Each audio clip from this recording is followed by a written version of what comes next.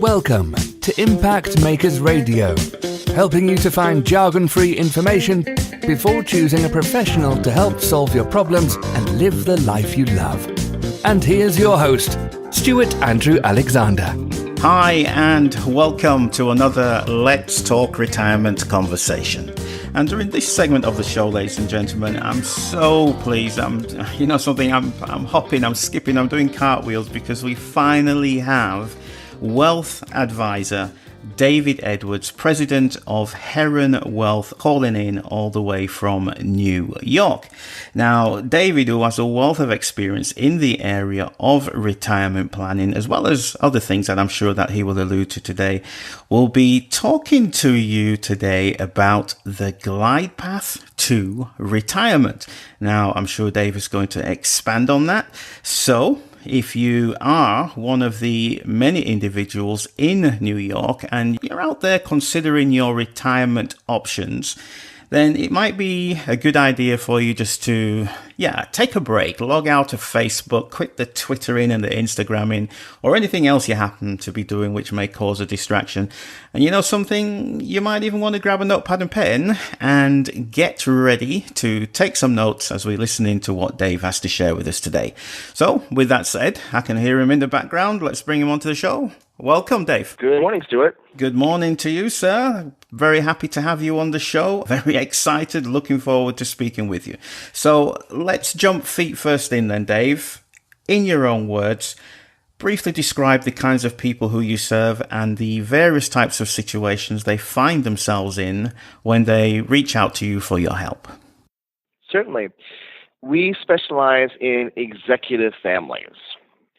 So that is typically a two-person household, husband and wife, or perhaps the same-sex family, a couple of kids going to college. They want that dream retirement. They want that second home. They're somewhat worried about their aging parents. They have literally 10,000 choices, and it's our job to guide them to the 10 choices that matter to them most and help them pick the best 3. Okay, Dave, now that we have an idea of who you help, it goes without saying that before we continue any further, that anything you share with us today is not legal advice, legal assistance, therapeutic assistance, or any other kind of advice. It's purely for the purposes of disseminating information. Would you just care to expand on that in your own words then, please, Dave, so everybody's clear what we're doing today? Sure.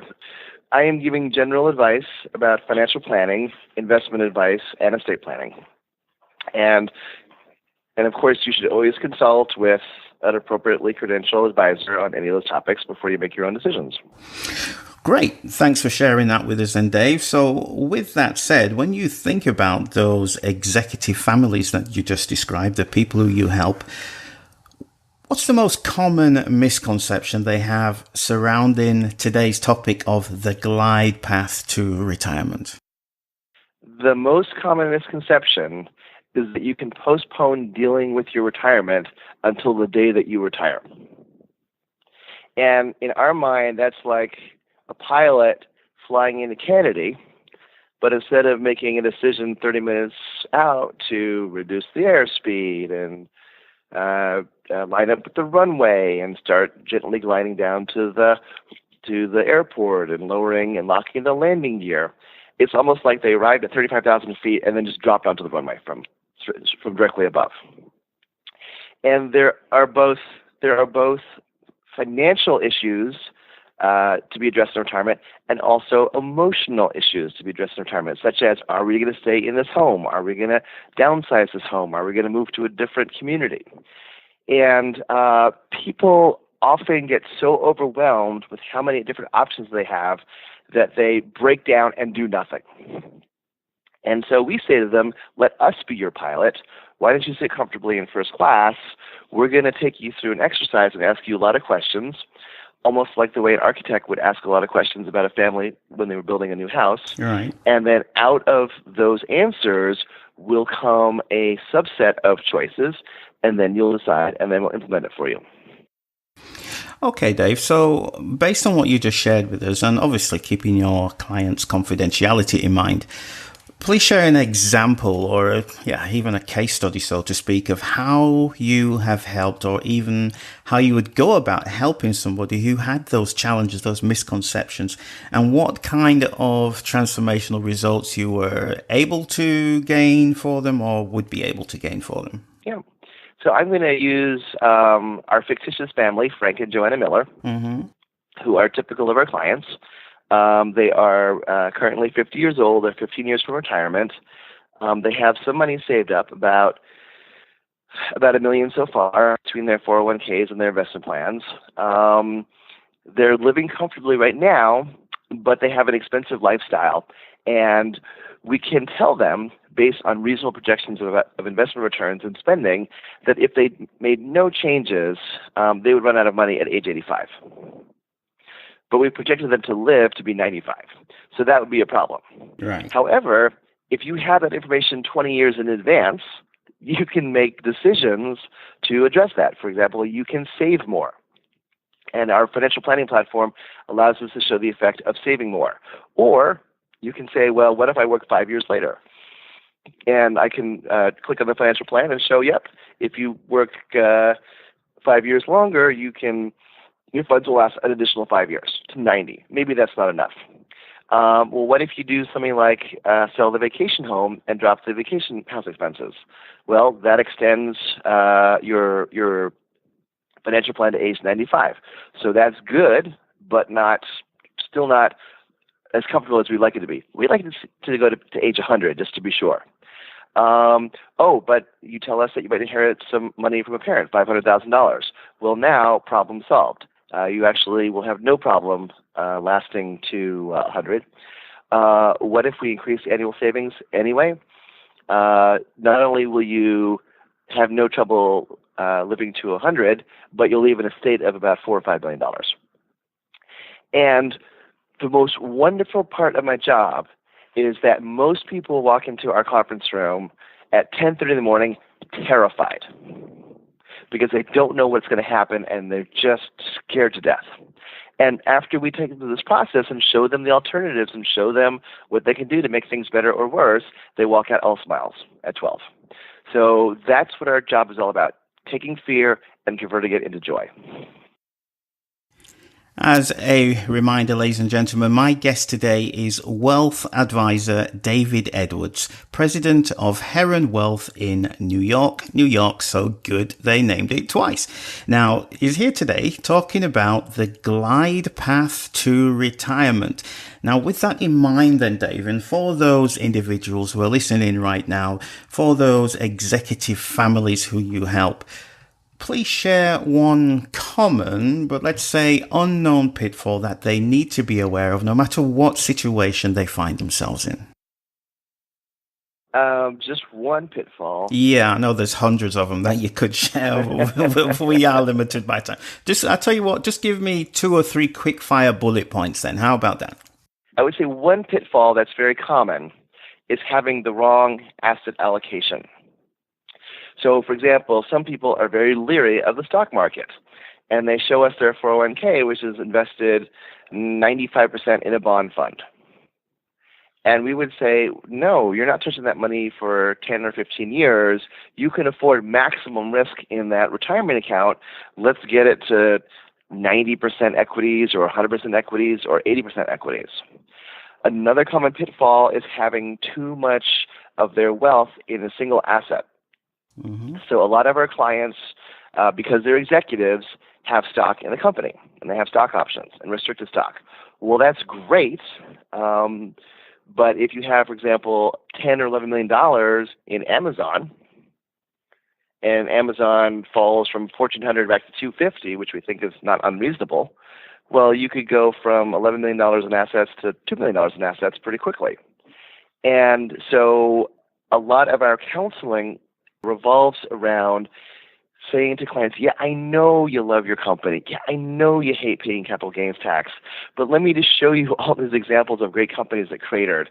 And let's just set up a plan where we sell off 5% of the stock per quarter or per year and put the money in other securities so if something bad does happen to your company, you still have that retirement locked in.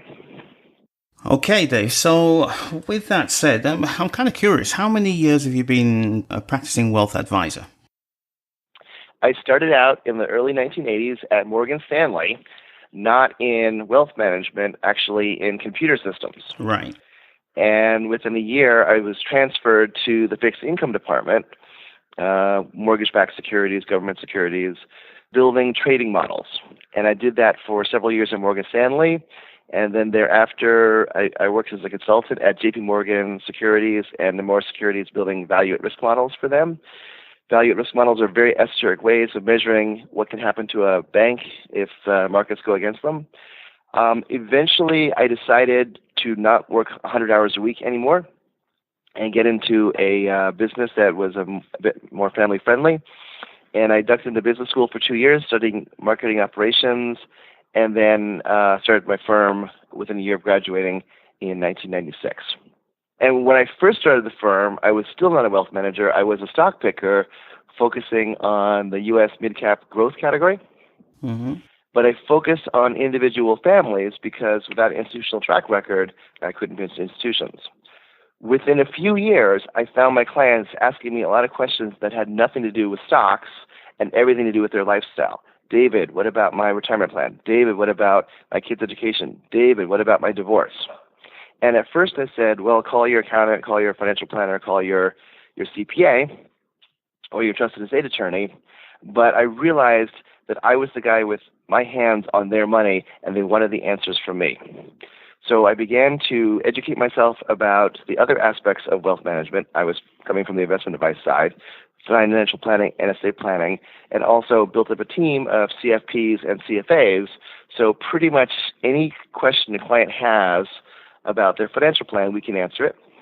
And on the few occasions where we feel like we don't have the best possible answer, we also bring in a network of outside advisors, perhaps life insurance salespeople, perhaps trusted estate attorneys, to make sure that our client has the best possible advice at all times.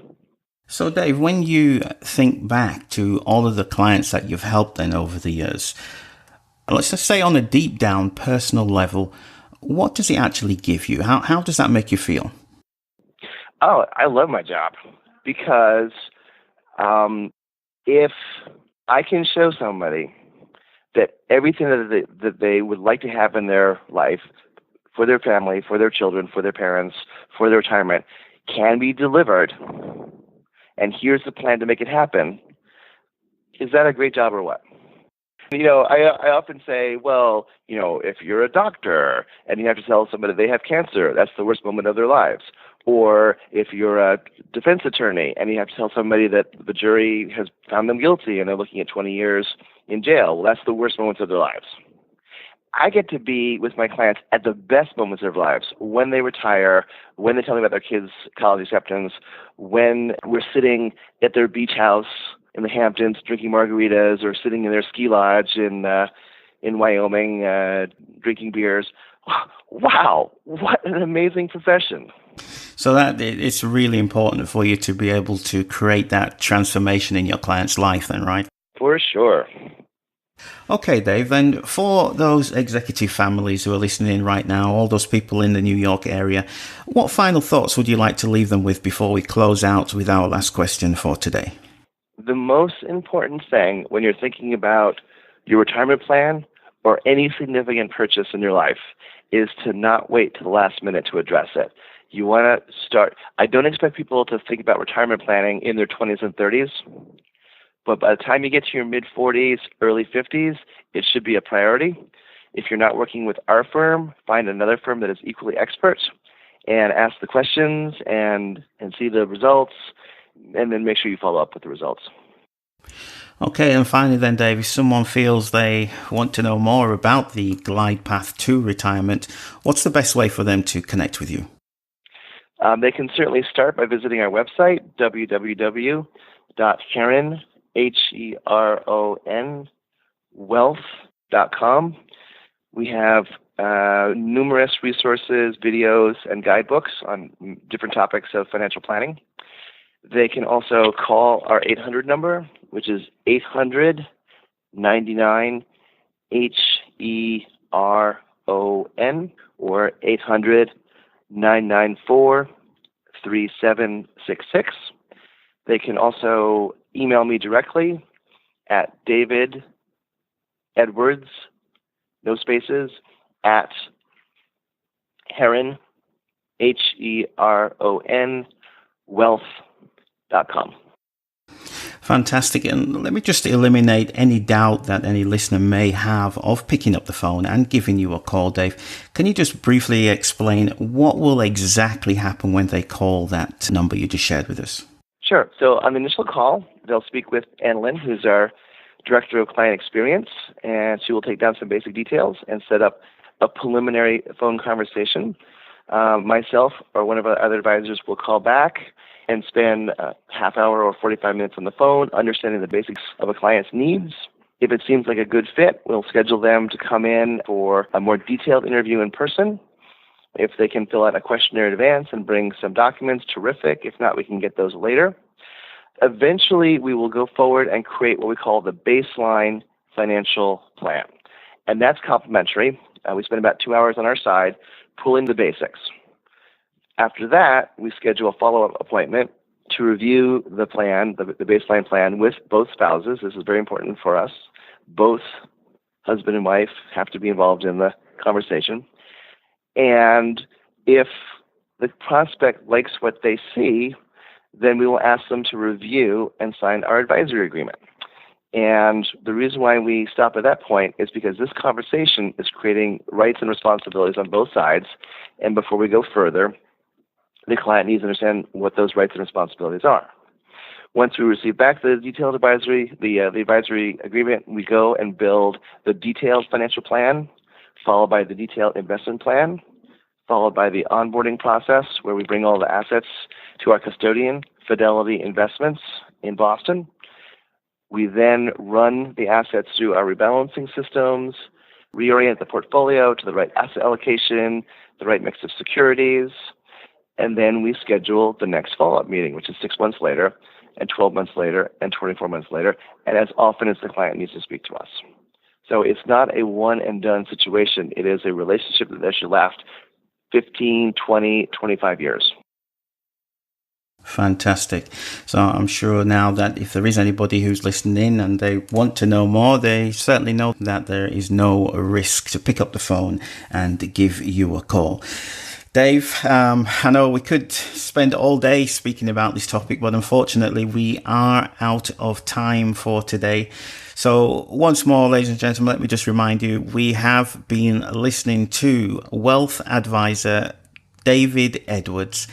Thank you so much for sharing so generously with us today, Dave. You have certainly, without a doubt, demonstrated in the very short amount of time that we've had today, you've certainly demonstrated that you are a true educator, advocate, and most importantly, a trustworthy advisor for your client's success. So thank you, Dave. Thank you, Stewart. You are so welcome, my friend. And I'd also like to take a moment to say a big thank you to you. Yes, our listeners. If you're out there in the New York area, thank you so much for taking the time out of your busy day. We've had a very informative conversation. Let me just remind you once again with wealth advisor David Edwards. Make sure you do check him out. Give him a call. He's shared exactly what's going to happen when you do pick up the phone, so there is no risk to do that. Visit his websites. There are some great resources on there. I'm absolutely sure that after listening to Dave today, that whatever you do decide to do, you are going to be in good hands. So that's it for today, folks. Again, my name is Stewart Andrew Alexander, and we'll be back shortly with some more leading retirement planning professionals in this, our series of Let's Talk Retirement Conversations. So until then, take care, have a great day, and we'll talk real soon.